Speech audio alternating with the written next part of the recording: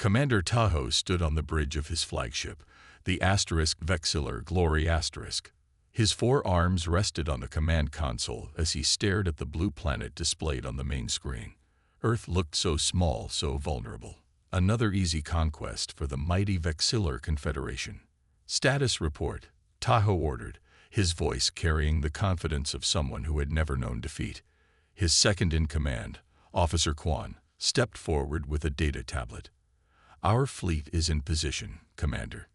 97 warships ready to begin the assault. Earth's primitive detection systems have only just noticed our presence." Tahoe nodded, his scaled skin reflecting the blue light of the tactical displays. The Vexillor had conquered 17 star systems in the last cycle alone. Their technology was centuries beyond most spacefaring races.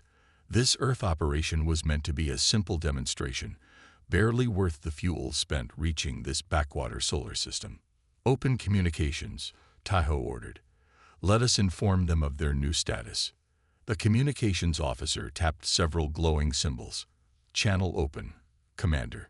Tahoe straightened his ceremonial collar. "People of Earth, I am Commander Tahoe of the Vexillor Confederation.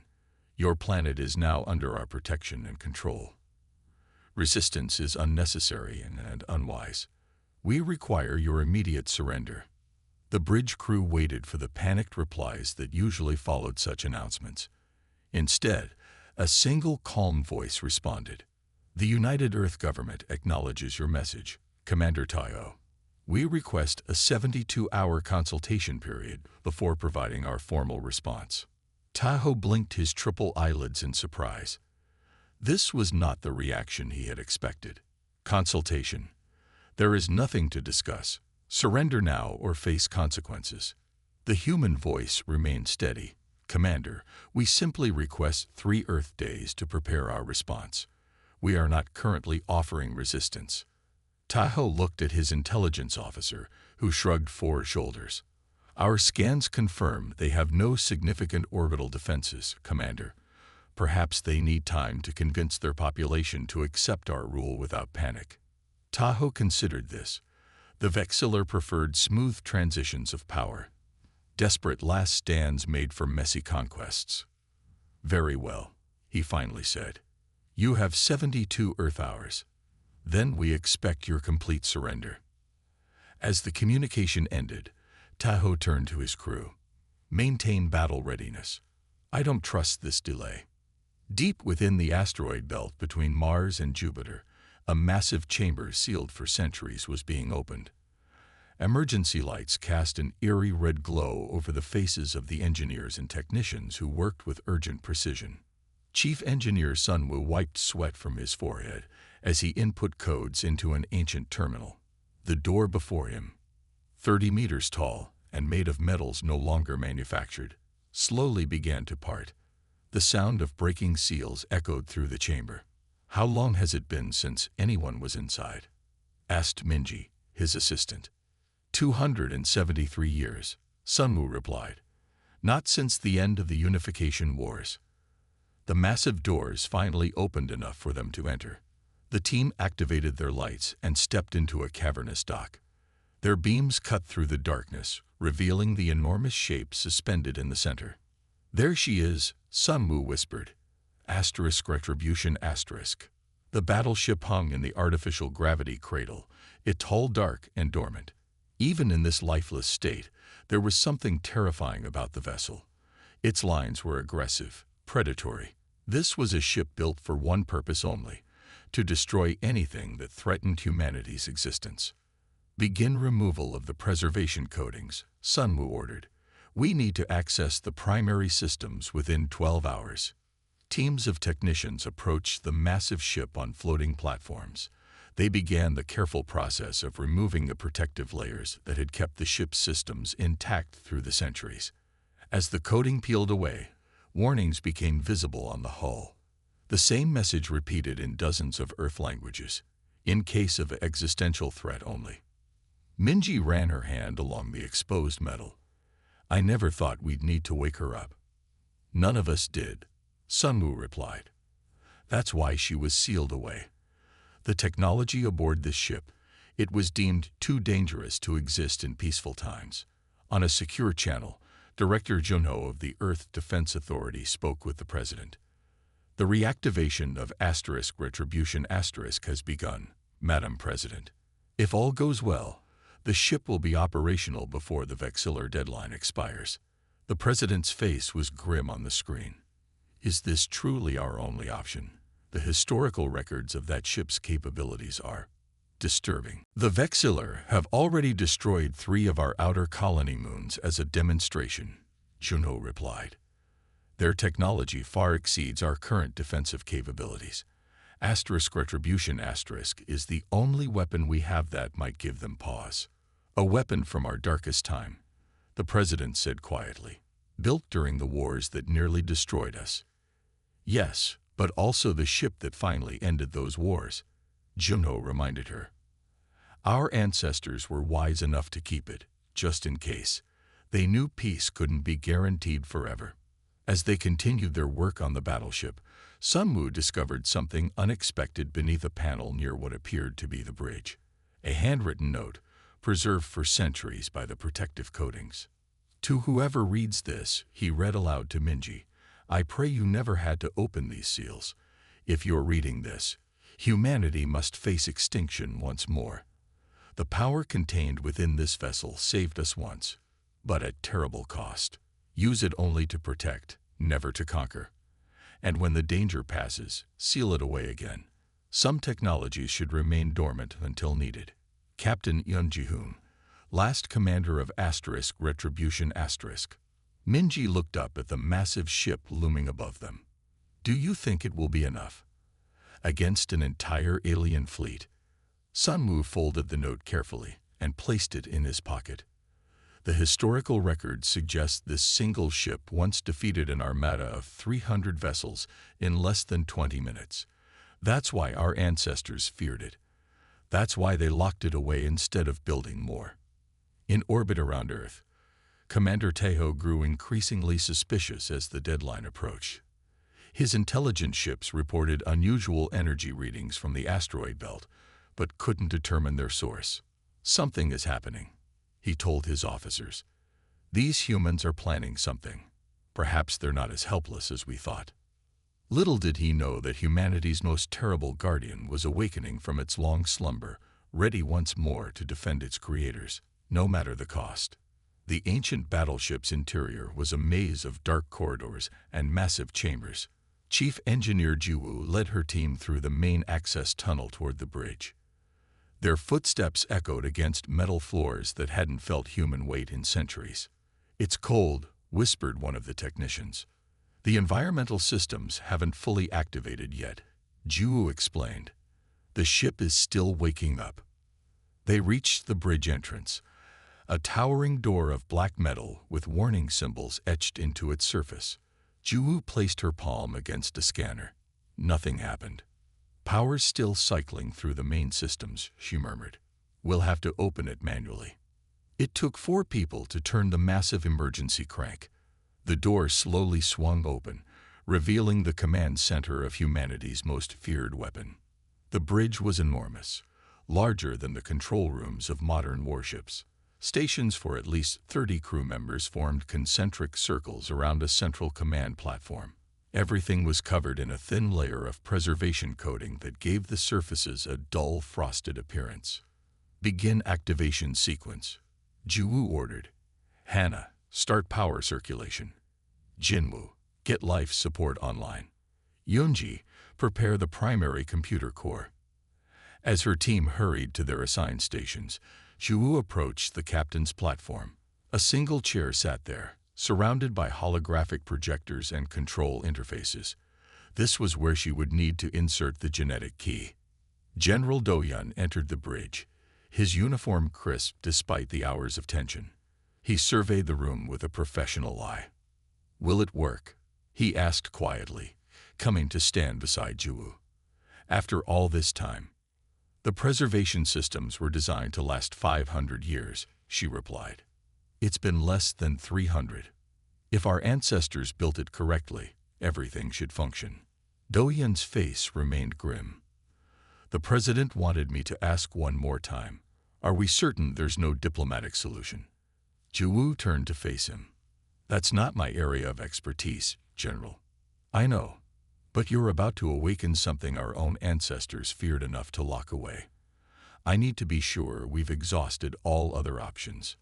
Jiwoo thought of the reports she'd seen. The colony moons reduced to molten glass, thousands of settlers vaporized without warning. The Vexillor have already glassed 3 colony moons as a demonstration, she said. From what I understand, they don't negotiate with species they consider inferior. Do-Yun nodded slowly. That's what our xenopsychologists believe as well. The Vexillor only respect power. Without a show of force, they'll never take us seriously. Then we don't have a choice, Jiwoo said. She opened a small box that hung from a chain around her neck. Inside was a crystal vial containing a drop of her blood with DNA that had been preserved through her family line for generations. The genetic key. Her hands trembled slightly as she removed the vial. In her family, the responsibility of guarding this key had been passed down for centuries, along with stories of the ship's terrible power. Never had she imagined she would actually use it. Beginning final activation sequence, announced Eunji from the computer station.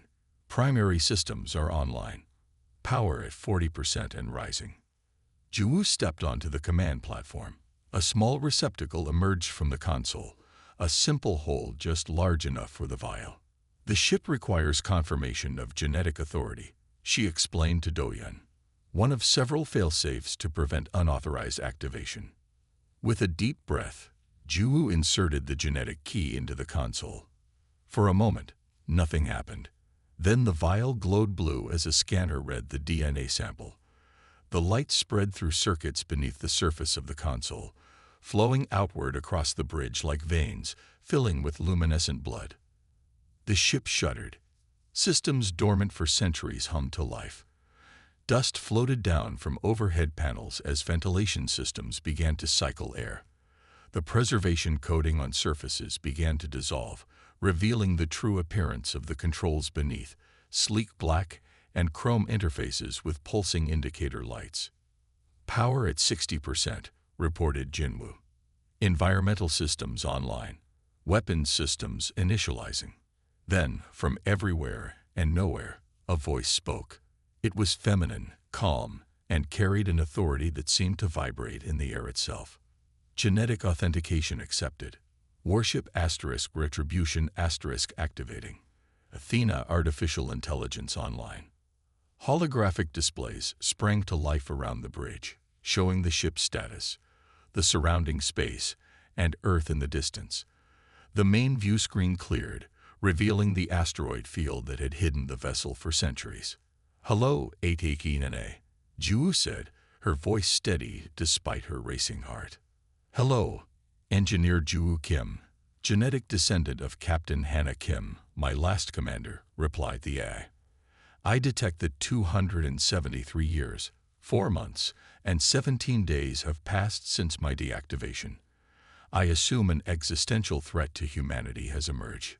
Yes, Jiwoo confirmed. We're facing an alien species called the Vexillor.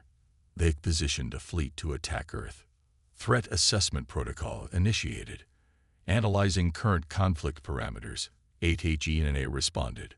The displays around the bridge change, showing tactical data as the ship's consciousness reached out to evaluate the Vexillor fleet. Information flowed across screens faster than human eyes could track. Weapons capabilities, shield frequencies, communication protocols, fleet formations.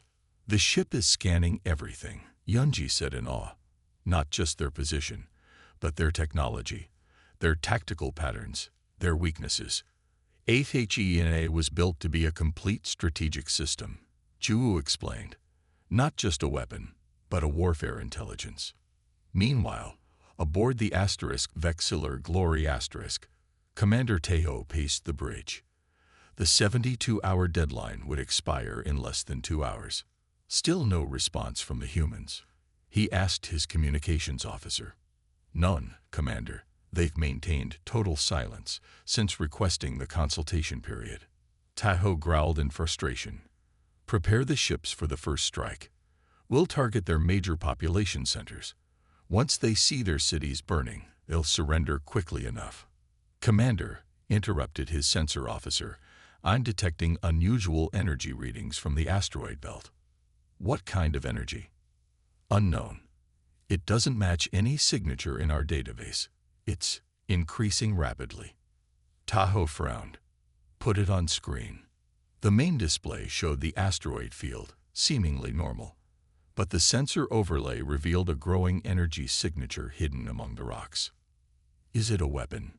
Tahoe asked. "If it is, it's unlike anything we've encountered," replied the science officer. "The power levels are concerning." Back aboard the Retribution Athena completed her analysis. Vexillor fleet consists of 97 warships of varying classes. Their technology is advanced but predictable. I detect no significant threat to this vessel. However, their weapons are capable of causing planetary-scale damage to Earth. "Can we stop them?" General Doyen asked. "Yes," Athena replied simply. "Preparing battle systems. Shall I engage when ready?" Juwu looked at Doyen, who nodded gravely. "Yes, Athena," she said. "Engage when ready. Protect Earth." The massive battleship began to move, thrusters pushing it out from its hiding place. Rocks and dust that had concealed it for centuries scattered as the Retribution emerged into space for the first time in nearly 300 years, ready once more to fulfill its purpose. Commander Tahoe stood frozen at the command center of his flagship. The massive view screen showed something impossible emerging from the asteroid belt. At first, it looked like one of the larger rocks was moving against the normal orbital patterns. Then, as it cleared the field, the true nature of the object became clear. "What is that?" Tahoe demanded, his voice sharper than he intended. His sensor officer's hands flew across the controls. "It appears to be a ship, Commander, but the size readings must be wrong." "Display scale comparison," ordered Tahoe. The screen shifted to show a diagram. The object from the asteroid belt was placed next to a Vexillor dreadnought, the largest class of warship in their fleet. The unknown vessel dwarfed it completely. If the readings were correct, the human ship was nearly 5 times the size of their largest battleship. "Impossible," Tahoe muttered. "Their planet shows no signs of such advanced technology. Our scouts reported only primitive orbital stations and short-range vessels." "The ship appears to be old, Commander," reported the science officer, his eyes fixed on his readings. "Very old. The hull shows evidence of extensive battle damage that has been repaired. This is not a new vessel." Tahoe's 4 eyes blinked in sequence, a sign of deep confusion among his species. "You're saying the humans have been hiding this weapon?" "Not hiding, Commander. Based on the age indicators and dust patterns, I believe this ship has been in storage. Inactive, perhaps for centuries." On the screen, the massive vessel moved with startling grace for its size. Its black hull absorbed light rather than reflecting it, making it appear like a void against the stars. Along its flanks, systems were powering up, weapons arrays and defensive mechanisms that the Vexillor computers couldn't even identify. "Analysis of propulsion system?" Tahoe asked. The science officer shook his head in disbelief. "Impossible to classify, Commander. The ship's propulsion signature suggests technology beyond our theoretical models. It's moving without conventional thrust patterns." Tahoe felt a chill run through his body. In 3 centuries of Vexillor expansion, they had never encountered technology that they couldn't at least categorize. This was unprecedented. "Open a channel to the human vessel," he ordered. "Perhaps this is merely an intimidation tactic." Before his communications officer could comply, every screen on the bridge flickered. The ship's computer systems beeped in alarm as an unauthorized transmission cut across all Vexillor frequencies simultaneously. A calm, feminine voice spoke through the ship's speakers. "This is HFY, Combat Intelligence of the Earth Defense Force Flagship, Retribution *. Your forces have committed unprovoked aggression against human territories. Withdraw immediately. Tahoe stared at the main console as data began flooding into the ship's systems. The computer struggled to process the incoming information. Detailed schematics of every Vexillor vessel, shield frequency patterns, weapon capabilities, and even the encrypted command protocols that were supposed to be unbreakable. "They're in our systems," shouted the communications officer. "They've broken through every firewall." "How is this possible?" Tahoe demanded. "Shut down the networks." "I can't. The transmission is bypassing our security protocols entirely. It's as if they designed the attack specifically for our systems." On every ship in the Vexillor fleet, the same scene was playing out. Commanders watched in horror as their most closely guarded secrets were laid bare. In minutes, the humans had analyzed and decoded their entire military infrastructure. Aboard the Retribution *, Ju stood on the bridge watching the Vexillor fleet on the main display. Athena had projected a tactical overlay showing the status of each enemy vessel. "They're in disarray," reported the tactical officer. "Their communications are chaotic. Some ships are trying to raise shields, others are powering weapons." Ju turned to the holographic representation of Athena that had formed beside the command chair, a tall, serene female figure composed of blue light. "How did you break their encryption so quickly?" she asked. "Their technology is advanced but predictable," Athena replied. "The principles are similar to systems I was designed to counter during the Unification Wars. I have transmitted a complete tactical assessment to their command vessels." "Why would you give them that information?" asked General Doyun in alarm. "To demonstrate our capabilities," Athena explained. "By showing them that we can read their most secure systems, I have created tactical uncertainty. Their commanders now know that we understand their capabilities completely, while they understand almost nothing about us." Doyun nodded slowly.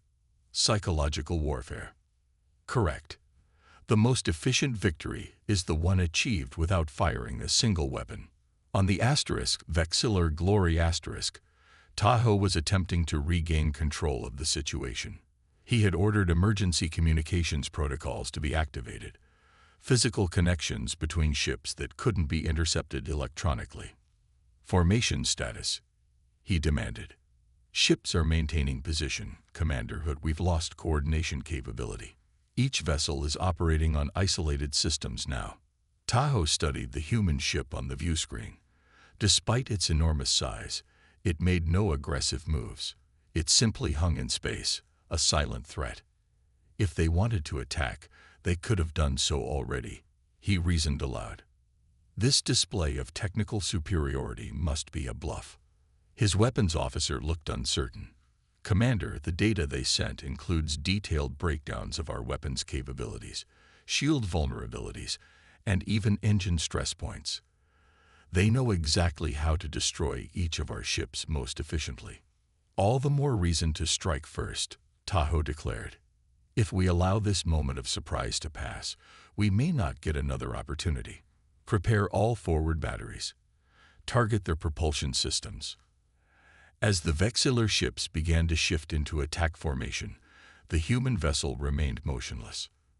Then, without warning, several panels along its hull slid open, revealing what appeared to be weapon ports of unusual design. They emitted no energy readings the Vexillor sensors could detect. "Are they powering weapons?" Tahoe asked urgently. "Unknown, Commander. Our systems can't identify the technology." Suddenly, the calm voice of Athena returned to their communication systems. "We have detected your preparations for hostile action. This is unwise. To demonstrate the disparity in our technological capabilities, we are sending visual evidence of our previous military encounters." The main view screen changed to show historical footage, ancient battles between human ships. The Retribution was visible in many of these recordings, engaging against fleets of vessels that, while different in design from the Vexillor ships, were clearly advanced warships. In one sequence, the asterisk retribution asterisk faced what appeared to be hundreds of enemy vessels. A wave of energy pulsed from the massive battleship, and 50 enemy ships simply ceased functioning, drifting dead in space. These records are from the final days of the human unification wars, Athena's voice explained. The asterisk retribution asterisk was created as a last resort weapon to end a conflict that threatened human extinction. After peace was achieved, humanity chose to seal this vessel away rather than use its power for conquest. Today marks the first time in 273 years that the asterisk retribution asterisk has been reactivated. The message was clear. This was a weapon the humans themselves had feared enough to lock away, and now they had unleashed it against the Vexillor. Tahoe stared at the screen, the implications sinking in. This wasn't just any warship.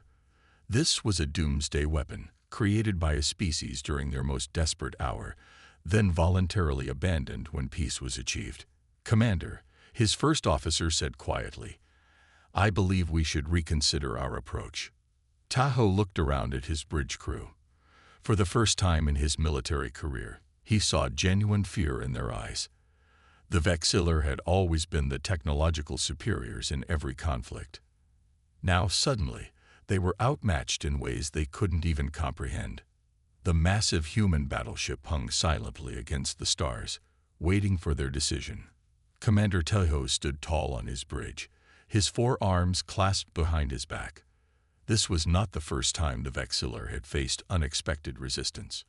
Their empire had not grown to span 17 star systems by retreating at the first sign of trouble. "Tactical analysis," he ordered. His senior officers exchanged nervous glances before the tactical officer spoke.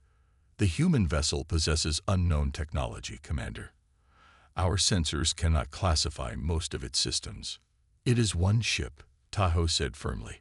"One ancient ship against our modern fleet of 97 warships. The odds remain in our favor."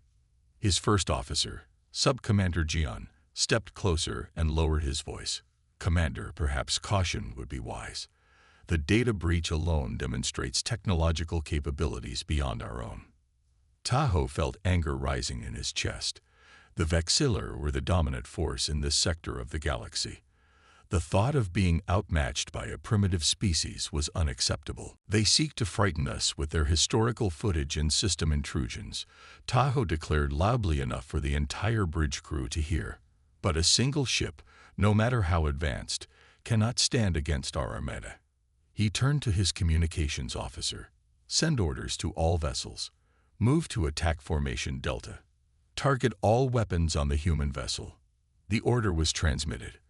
Across the blackness of space, the Vexillor ships began to move with practiced precision, spreading into a three-dimensional attack pattern designed to overwhelm an opponent from multiple vectors. Aboard the asterisk retribution asterisk, Zhu watched the enemy fleet's movements on the main display. The Vexillor ships were arranging themselves into what looked like a complex attack formation. "They're preparing to engage," said General Doyan, his face grim. Athena's holographic form stood beside the command chair, observing the tactical display. "The Vexillor commander has chosen an aggressive response. This is consistent with their historical behavior patterns."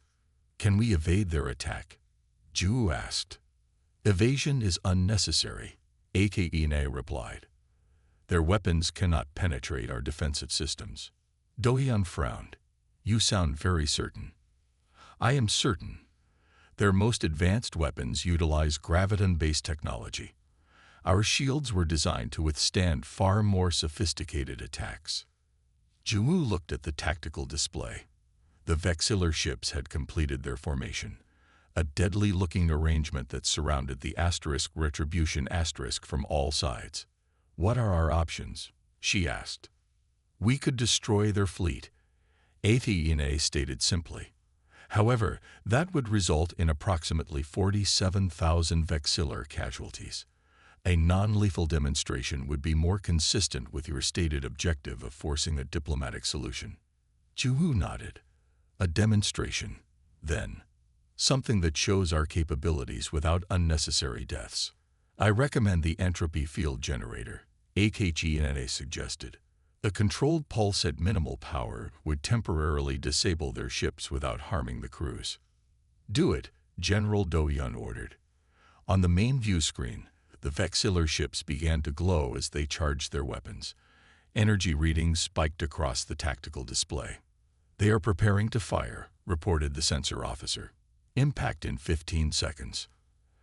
Activating entropy field generator, HFY announced calmly. Power level set to minimum effective output. Along the retribution's hull, a series of previously hidden emitters extended outward. They began to pulse with a soft blue light that grew steadily brighter. 5 seconds to Vexillor weapons release, counted the tactical officer. Entropy field deployed, said HFY. From the emitters, a wave of energy expanded outward. It wasn't visible as a beam or blast, merely a subtle ripple in the fabric of space itself, like heat distortion over hot pavement. The wave spread rapidly, engulfing the nearest Vexillor ships before they could fire. As the wave passed through each vessel, a strange effect occurred. The glowing weapon ports dimmed. Engine exhausts flickered and died. Communications arrays went dark. One by one, the mighty warships of the Vexillor fleet became lifeless hulks, drifting on momentum alone. On the Vexillor Glory Taiho watched in horror as his ship's systems shut down around him. The lights dimmed, then switched to emergency power. The weapon consoles went dark. The engines fell silent. Even the artificial gravity fluctuated briefly before stabilizing at a lower level. "Report," he shouted, though he could already see the answer on the faces of his crew. "All primary systems are offline," Commander, responded his engineering officer, frantically working at his console. "Weapons, engines, shields, everything except life support and basic power." "How is this possible?" Taiho demanded. The science officer looked up from his emergency scanner, terror evident in all 4 of his eyes. "Some kind of field effect passed through our ship. It's affected the quantum stability of our technology. Everything more complex than simple circuits has simply stopped working." Taiho turned to the view screen, which now displayed only a static image of the last thing it had captured. The human battleship, unchanged and undamaged, its hull glowing faintly with blue energy. The emergency communication system crackled to life. The same calm, feminine voice that had addressed them earlier now spoke throughout the powerless ship. "What you just witnessed is a controlled demonstration of our entropy field generator. We have temporarily suspended advanced atomic interactions in your vessel's systems. This effect will dissipate in 3 hours, allowing your crews to safely evacuate if necessary. Your life support systems have been deliberately left functional." Taiho's first officer approached him slowly. "Commander, we're receiving reports from other ships. The entire forward section of our fleet, 32 vessels, has been affected. None of them can move or fight." "And the rest of the fleet?" Taiho asked hoarsely. "They've halted their approach. They're awaiting orders." From the science station came another report, delivered in a whisper. "Commander, our scans indicate that was less than 1% of the weapon's potential output. At full power." The officer didn't finish the sentence. He didn't need to. Everyone on the bridge understood the implications. At full power, the weapon could potentially disable every ship in the fleet simultaneously, or worse. Taiho stared at the view screen, at the ancient human battleship that had effortlessly neutralized his front line. For the first time in his military career, he felt genuine fear, not just for himself, but for the future of the Vexillor Confederation. They had encountered a power beyond their understanding. In the silence of the bridge, the voice of HFY spoke once more. "Commander Taiho, you now understand a fraction of our capabilities. The retribution was built during a time when humans fought against humans, with technology far beyond what you have witnessed today. It was sealed away because after our wars ended, we chose peace over power. We offer you the same choice now. Withdraw your forces from Earth space. Return to your territory. We have no interest in conquest or domination. We seek only to exist undisturbed. Tahoe looked around at his disabled ship, at his frightened crew. The decision before him would alter the course of Vexillor history, continue a hopeless fight against an overwhelmingly superior force, or retreat for the first time ever, and acknowledge the existence of a power greater than their own.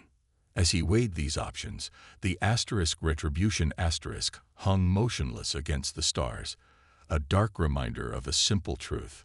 Sometimes the oldest weapons are the most dangerous of all. The neutral station floated at the midpoint between Earth's orbit and the new boundary established for Vexillor ships. It was a simple structure, hastily assembled for this historic meeting. Inside the main chamber, tension filled the air as two species who had nearly gone to war now sat across from each other at a long table. Jiwoo felt strange in her formal diplomatic uniform. Just days ago, she had been an engineer focused on reactivating an ancient weapon. Now she was part of humanity's first contact delegation. She sat beside Ambassador Minho, watching the Vexillor representatives with careful interest. The aliens looked less frightening up close. Their 4 arms and scaled skin had seemed monstrous on tactical displays, but in person, Jiwoo could see intelligence in their triple-eyed gaze. The Vexillor Supreme Archon, leader of their entire confederation, had come personally to this meeting, a sign of how seriously they now took humanity. "We thank you for agreeing to these talks," Ambassador Minho began. His voice was calm and measured. "What happened 2 days ago need not define our future relationship." The Supreme Archon's translator converted his clicking speech into human language. "Your demonstration of power was convincing. The Vexillor Confederation acknowledges Earth's right to exist undisturbed. We seek more than just acknowledgement." Minho replied, "We hope for peaceful coexistence and perhaps in time, friendship between our peoples." The Archon's 3 eyes blinked in sequence. A gesture Jiwoo had learned indicated skepticism. "You speak of peace while possessing a weapon of unparalleled destruction. Our scientists are still struggling to understand how your ship disabled 32 of our most advanced vessels without firing a single conventional weapon. You must understand," explained Ambassador Minho. "The retribution represents technology from our most violent period. We sealed it away because we chose a different path. We don't seek conquest or domination." The Vexillor Supreme Archon studied the humans carefully. His upper arms folded across his chest, while his lower ones remained flat on the table. "Yet you maintained this weapon, despite your claims of peaceful intentions." Jiwoo felt the weight of the alien's gaze. She had not planned to speak at this meeting, but suddenly felt compelled to answer. "May I respond, Ambassador?" she asked quietly. Minho nodded. Jiwoo stepped forward. "Because we remembered our history. We hoped never to need it again. But we weren't naive enough to forget how dangerous the universe can be." The Archon considered her words. "You are the one who activated the vessel." "Yes. My family has carried the genetic key for generations. We are its caretakers, not its users." "Interesting," said the Archon.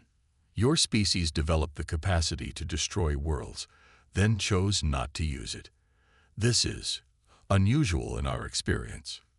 One of the Vexillor scientists spoke up. "Our analysis suggests your ship's technology is at least 5 centuries more advanced than our own. Yet your current space vessels are far more primitive. You deliberately stopped developing these weapons. After the Unification Wars, humanity chose unity over destruction," Minho explained. "We decided some technologies were too dangerous to continue developing. The retribution was preserved as a last defense, but we turned our focus to peaceful exploration." The meeting continued for hours. The 2 species shared information about their histories, their territories, their cultures. Slowly, the atmosphere changed from tense confrontation to cautious discussion. By the day's end, the foundations of a peace treaty had been drafted. The Vexillor would recognize Earth's sovereignty and establish formal diplomatic relations.